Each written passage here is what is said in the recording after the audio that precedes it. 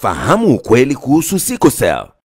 Sickle cell ni ugonjwa wa mfumo wa damu ambao husababisha mabadiliko yasiyo ya kawaida katika chembe-chembe nyekundu za damu. Kwa kawaida, chembe-chembe nyekundu za damu zina umbo la mviringo, lakini kwa watu wa sickle cell, chembe-chembe hizi huwa na umbo la mwezi mchanga au umbo la mundu. Sickle cell ni ugonjwa wa kurithi na hivyo mtu huzaliwa nao. Vinasaba vya sickle cell hurithiwa sawa kutoka kwa wazazi wote wawili, yani baba na mama. Dalili za sickle cell ni pamoja na upungufu wa damu, maumivu makali ya mwili kuchoka, kuvimba mikono na miguu, kubanwa na kifua na kuchelewa kukua kwa watoto. Ili kupunguza uwezekano wa kupata watoto wanaorithi vinasaba vya sickle cell, ni muhimu kwa vijana kupata ushauri nasaha na upimaji wa vinasaba vya sickle cell kabla ya kuingia kwenye mahusiano.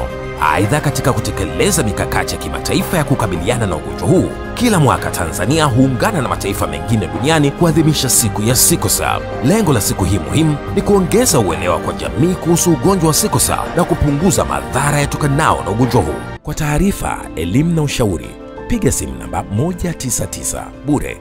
Ujumbe huo umeletwa kwenu na Wizara ya Afya, sehemu ya elimu ya afya kwa umma.